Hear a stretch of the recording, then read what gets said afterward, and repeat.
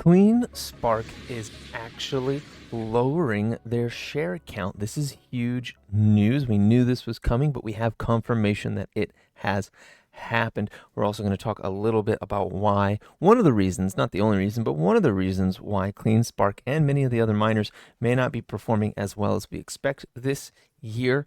Let's get right into those things. Okay, so first of all, Fed minutes are coming out this afternoon at 2 p.m. Eastern time.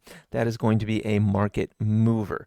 Biggest event of the week, I think, so far. Initial jobless claims might be interesting, but yeah, Fed minutes today, this afternoon. That's going to be throw a wrench in your trades potentially. So pay attention to that time period, 2 p.m. Eastern time. Fed minutes come out today, and that is going to be a market mover. All right, Clsk has been performing honestly poorly for quite a while now. Yesterday it was down another 4%. We've been stuck underneath this 1250 range here, going as low as $9 here 4 months now, and we are forming something of a rising triangle in here, like up to here to there. Now we do need to see price needs to go and revisit 1250 again. If we lose this white line here, well, then this structure here is just a big old bear flag. That's going to send us all the way back down to the bottom of structure, which would be $8. That'd be pretty unpleasant for those of us holding Clsk. Quite unpleasant indeed. But there are some rays of hope on the horizon here, and one of those is in the Clsk SEC filings. Now, it's in these 144s. Okay. Now, there's a lot of them right now. 1, 2, 3, 4, 5 of them right now, which is a little bit scary because that means insiders are selling, but it's not the huge sell. So first we'll go through those. First of all, so here's the first one. This was for 1,337 shares. Very funny of Garrison Scott Eugene here. Very, very purposeful amount of shares there. It's a very much a callback to those 2000s children with his elite sale of Clsk. If anybody gets that, go ahead and put that in the comments. I do love this amount of shares for sale here.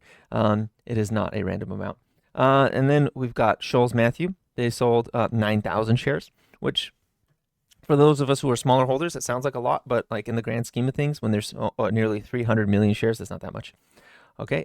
Then we had Moaning Taylor. They sold 239 shares. Most of us probably own that many shares, so or more. So that's really not a big deal.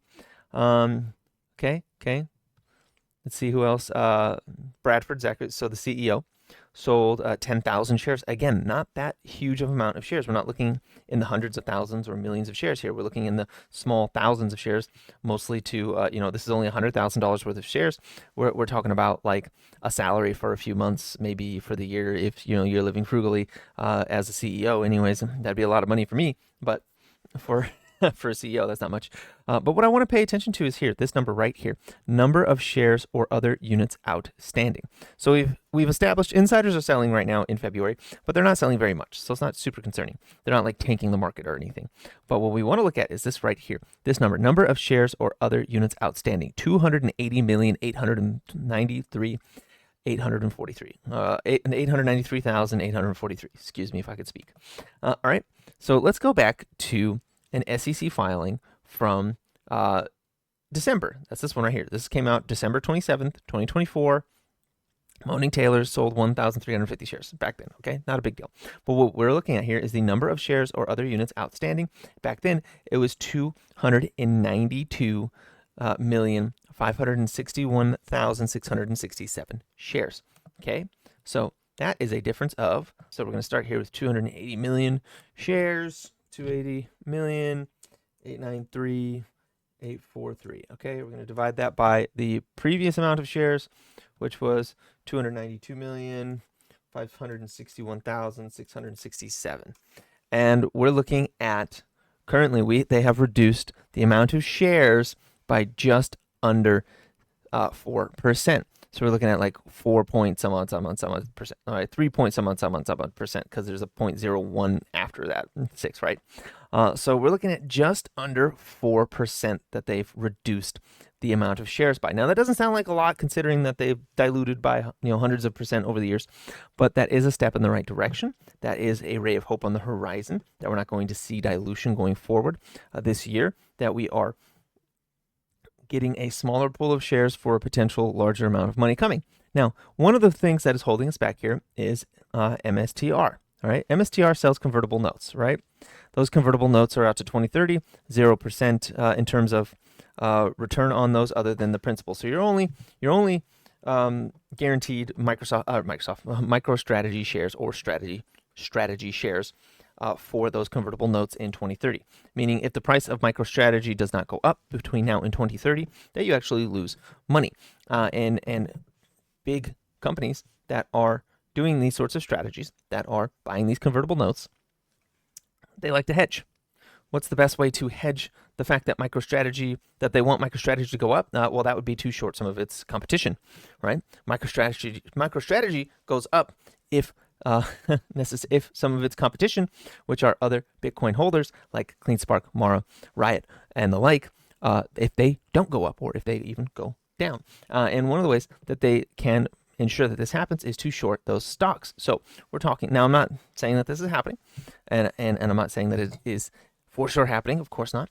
But what I am saying is that it is a strategy that makes sense if you own a vested interest in one stock, and you're not going to actually make any money if that stock doesn't go up, because they're basically doing a call option by doing the convertible notes, and you want to ensure that that one is going to go up, or at least you don't want to harm that stock, and you want to hedge.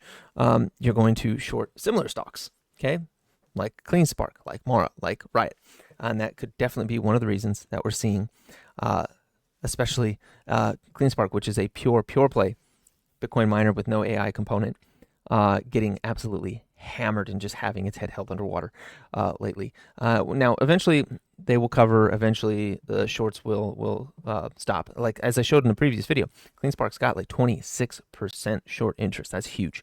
Mara not far off from that number either. So when they start to cover, these stocks will be able to move up. We'll see that we are seeing that CleanSpark is reducing their share count as promised. So they are doing what they said they're going to do. And that's one of the reasons I like CleanSpark. It's one of the reasons I buy CleanSpark. They do what they say they're going to do. Sometimes I don't like what they say they're going to do, and I get angry and I get on here, and then some people in the comments don't like that. But sometimes they do things I don't like. Sometimes I feel like, or the timing of it, I think is bad. Things like that.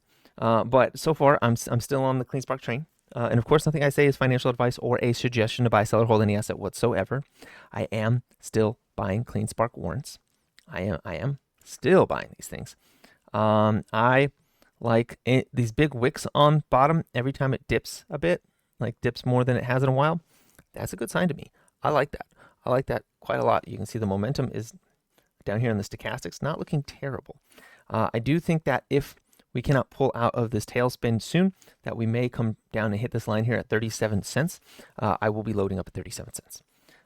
Notice though, every time we come down to a level here, like we came down, this was the 618 here, and we held that level for weeks.